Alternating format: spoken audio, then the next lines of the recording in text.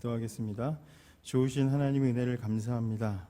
지난 한 주간도 은혜 안에 동행해 주시고 삶의 현장에서 믿음으로 살게 하시고 또 이 시간 예배의 자리로 기도의 자리로 우리를 불러주시니 감사합니다.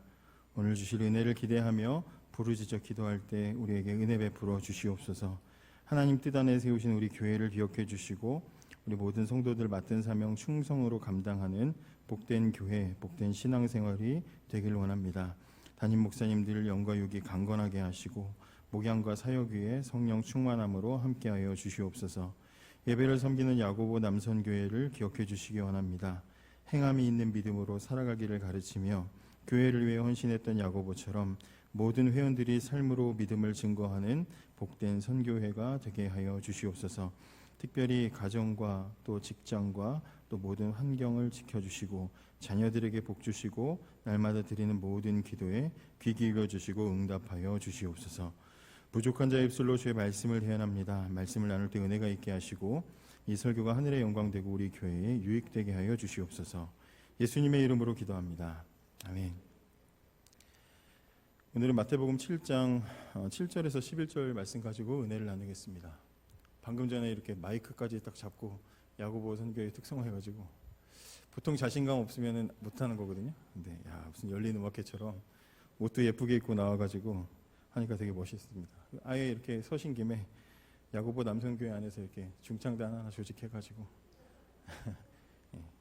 에바다랑 이렇게 또 이렇게 서로 쌍벽을 이루는 그런 좋은 중창단이 하나 됐으면 좋겠다는 생각을 합니다. 오늘 보신 말씀은 예수님의 산상수훈 중에서 기도에 대한 우리의 태도를 가르치는 예수님의 말씀을 소개하고 있습니다. 구하라, 찾으라, 두드리라. 이 말씀은 우리에게 너무나도 익숙한 말씀이고 익숙한 가르침, 신앙의 태도의 교훈입니다. 근데 사실 예수님께서는 마태복음 6장에서 이미 기도를 가르치시면서 하나님이 우리의 아버지시니 염려하지 말라 이런 교훈을 주셨는데 또다시 오늘 본문인 이 7장에 넘어와서 우리의 필요에 대해서 기도하라고 말씀을 하시면서 하나님이 우리의 아버지시니 좋은 것 주시지 않겠느냐 이런 교훈을 다시 한번 주고 계십니다.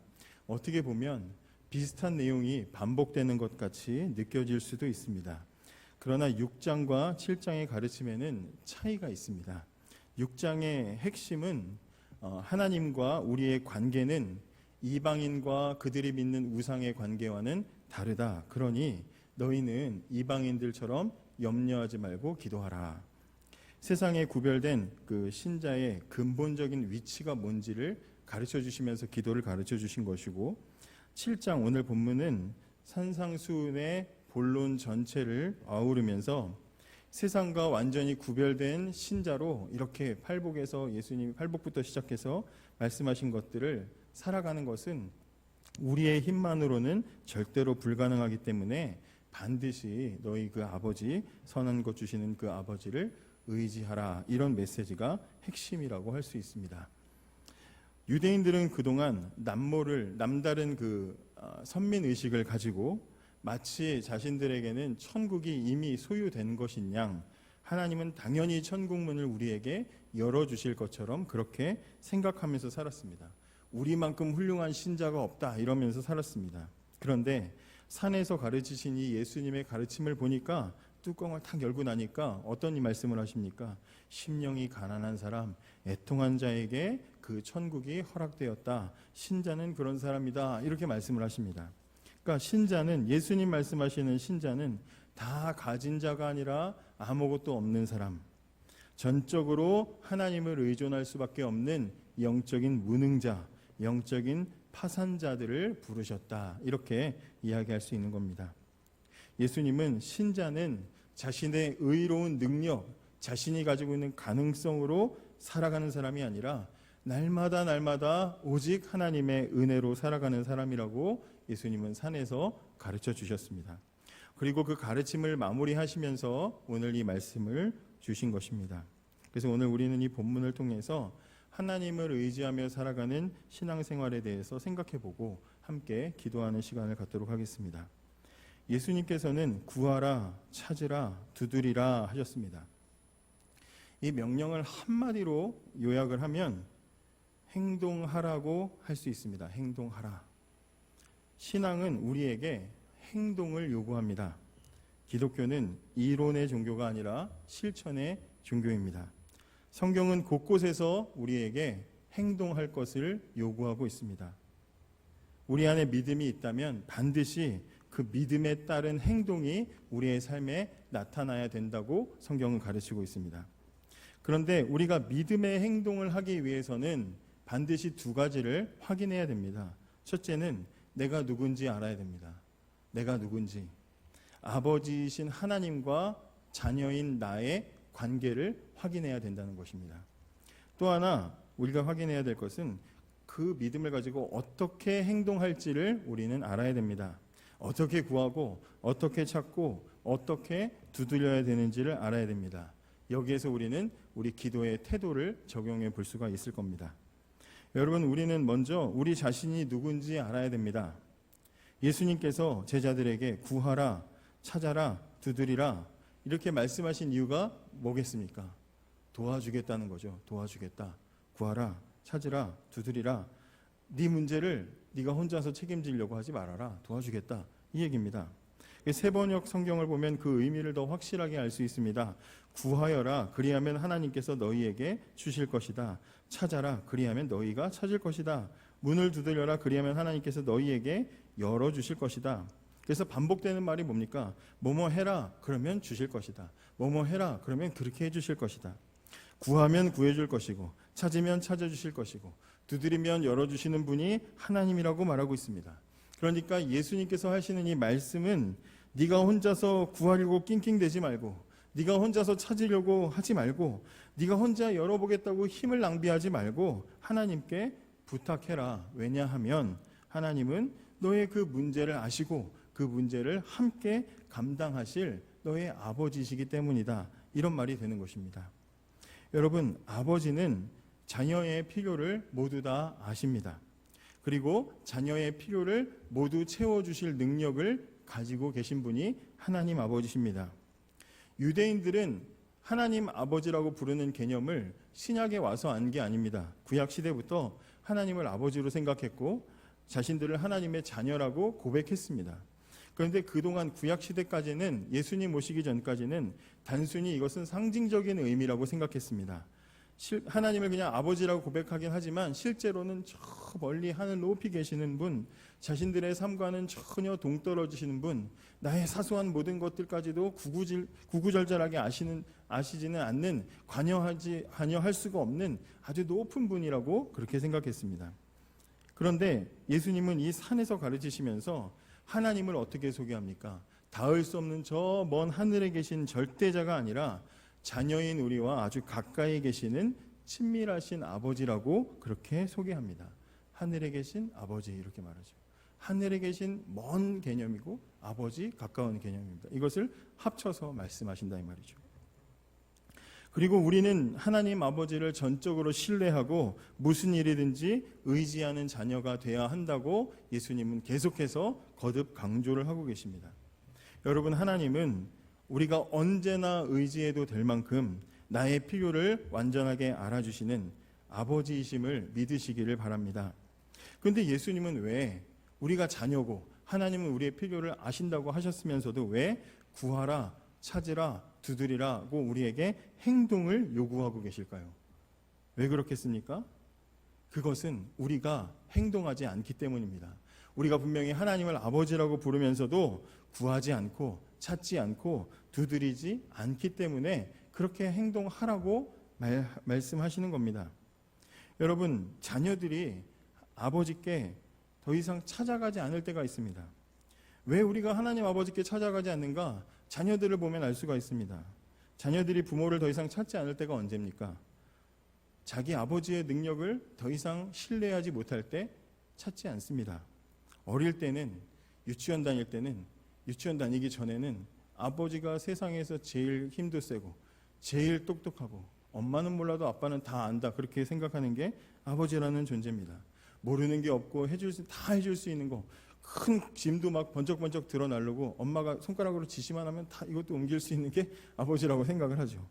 그래서 유치원이 붙어있는 교회에 예전에 사역을 했는데 화장실에서 남자애들 둘이서 쉬하면서 자기들끼리 서로 아버지 능력을 막 자랑하는데 나중에는 막 질 것 같으니까 아버지 방구 소리 크다 뭐 이런 얘기까지 하더라고요. 자기 아버지가 제일 대단하다고 생각합니다. 근데 그 자녀가 자라서 이제 좀 머리가 커지고 청소년이 되고 나면 아버지에 대한 그 큰 믿음이 줄어들고 사라지게 됩니다. 아, 이 아버지는 어릴 때까지는 나한테는 최고였지만 그러나 더 이상 아버지가 나의 수학 문제를 풀어줄 수가 없으시구나.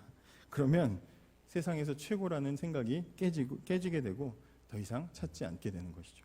또 아버지를 자녀들이 언제 찾지 않습니까? 내가 도움이 필요한 어린아이라는 것을 생각하지 못하면 그러면 더 이상 아버지를 찾지 않습니다. 자녀라는 건 원래 아버지 바짓가랑이 붙잡으면서 도와줘, 아빠 이거 해줘 하는 게 그게 자녀인데 내가 이제 애가 아니라 나도 이제 어른이다 생각하면 그때부터는 아버지를 찾지 않죠. 이런 건 내가 알아서 해야지. 이거 어떻게 부탁해. 자존심을 세우게 되는 겁니다. 옛날 같으면 쪼르르 쫓아와서 아빠 퇴근할 때 그냥 붙잡고 이것저것 해달라고 하던 아이들이 청소년이 되고 청년이 되고 이제 어른이 되면 내가 알아서 할게요. 그러고 그냥 방문을 닫아버리죠. 자기가 다 컸다고 생각하기 때문입니다.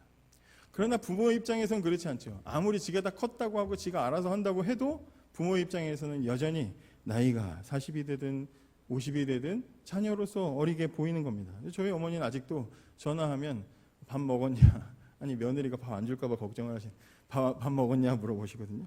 밥을 너무 잘 먹어서 이렇게 컸는데 그런데도 불구하고 밥 먹었냐 물어보셔요. 왜냐하면 부모님 입장에서는 아직도 어린 자녀이기 때문이죠.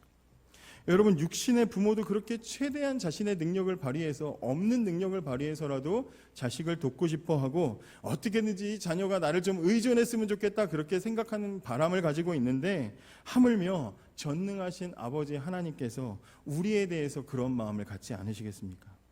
육신의 부모는 아무리 도와주고 싶어도 능력의 한계가 있어서 돕지 못하는 부분이 있습니다. 그러나 하늘의 아버지 우리 하나님은 어떠한 소원이라도 들어주시지 못할 게 없으신 그런 분이신데, 그런 하나님을 아버지로 모셔놓고 마치 내가 혼자서 알아서 다 할 수 있을 것처럼, 내가 다 컸다고 아버지가 계심에도 불구하고 문만 두드리면 아버지께서 찾아와서 도와주실 수 있는데 본체만체하면서 구해달라고 손을 내밀지 않고 바짓가랑이 붙들지 않고 그리고 내가 알아서 할게요 하고 있는 그 자녀의 모습을 볼 때 아버지가 얼마나 마음이 아프시겠습니까? 여러분, 우리는 여전히 아버지의 도움이 필요한 어린 자녀라는 것을 잊지 말아야 합니다. 그리고 우리에게는 우리를 너무나도 돕고 싶어 하시는 아버지가 계시다는 사실도 우리는 기억해야 합니다. 그렇기 때문에 우리는 날마다 우리의 필요와 염려를 가지고 아버지께 찾아가야 합니다. 그러면 우리가 어떻게 행동하는 것이 신자다운 것일까요? 자녀인 우리가 아버지께 우리의 필요를 어떻게 요청해야 합니까? 기도로 요청해야 합니다. 신자는 기도로 아버지께 필요한 것을 요청합니다.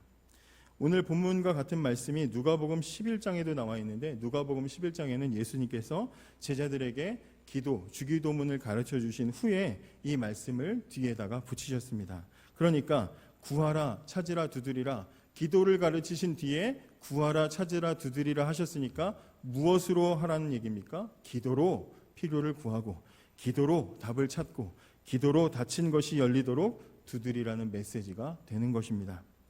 그리고 그 뒤에 9절부터 11절 보시면, 너희 중에 누가 아들이 떡을 달라 하면 돌을 주며 생선을 달라 하면 뱀을 줄 사람이 있겠느냐? 너희가 악한 자라도 좋은 것으로 자식에게 줄 알거든 하물며 하늘에 계신 너희 아버지께서 구하는 자에게 좋은 것으로 주시지 않겠느냐? 이렇게 말씀합니다.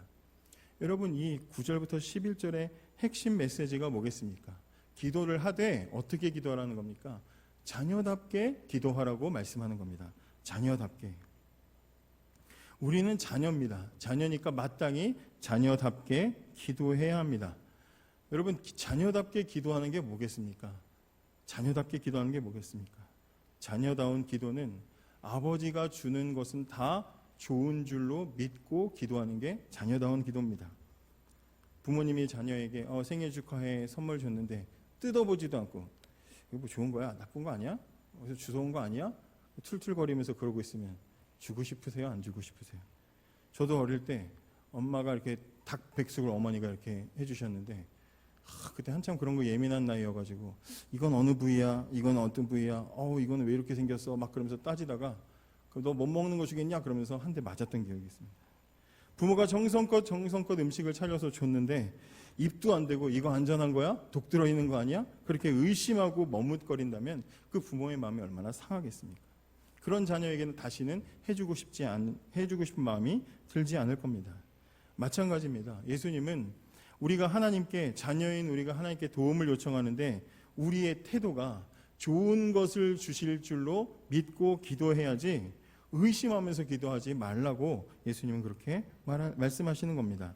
악한 사람들도 자기 자녀들에게는 좋은 것 주는데 하물며 하나님 아버지께서 너희에게 나쁜 것 주시겠냐? 당연히 좋은 것 주시지 않겠냐? 그러니 기도할 때는 자녀답게 구하고 자녀답게 믿고 받아라. 그렇게 말씀하고 계시는 겁니다. 여러분, 하나님 아버지께서는 우리의 모든 필요를 아십니다. 우리보다도 우리의 필요를 너무나도 더 잘 아십니다. 하나님으로부터 나오는 것은 우리 모두에게 선하고 유익한 것인 줄 믿으시기 바랍니다. 이미 하나님께서는 우리에게 최선의 것을 주셨습니다. 그리고 지금도 가장 우리에게 좋은 게 무엇인지 찾고 계십니다. 그러므로 언제나 우리에게는 좋은 것 주실 줄을 믿으시기 바랍니다. 때로 육신의 아버지는 좋지 못한 것 주실 수도 있습니다. 악한 것을 주는 아버지도 있습니다. 또한 육신의 아버지는 한계가 있어서 영원히 우리를 돌보지 못합니다. 그래서 우리는 육신의 아버지를 원망하기도 합니다. 그러나 더 이상 우리가 염려하지 않고 걱정하지 않아도 될 것은 우리에게는 영원한 아버지 하나님이 계시다는 사실입니다. 하나님께서 우리를 세상에서 가장 하나님과 친밀하고 가장 안전한 자리인 자녀라는 자리에 우리를 두셨습니다. 이제 우린 더 이상 인생의 무거운 짐을 혼자서 짊어지고 걸어갈 필요가 없습니다. 아버지께서 우리의 짐과 무게를 다 아시고 계시기 때문입니다. 이제 우리는 그 아버지와 함께하면 영원히 날마다 좋은 것을 공급받을 것입니다. 왜냐하면 그 아버지께서는 우리의 모든 필요를 다 아시고 영원히 채워주실 능력을 가지고 계시기 때문입니다. 사랑하는 여러분, 하늘에 계신 아버지께 예수 그리스도의 이름으로 기도할 수 있는 것은 저와 여러분에게 있어서 인생 최고의 선물인 줄을 믿으시기 바랍니다. 그러므로 기도의 자리를 소중하게 여기십시오. 아버지께 나아가기를 주저하지 마십시오. 다 컸다고 내가 알아서 할게요 하지 마시고 마음의 소원을 다 아뢰시고 좋은 것 주시기를 기대하시고 주셨다면 믿고 받으시기 바랍니다. 반드시 좋은 것으로 채워주실 줄 믿고 오늘도 기쁨으로 믿음으로 기도의 자리에 나아가는 저와 여러분이 되시기를 원합니다. 기도하겠습니다.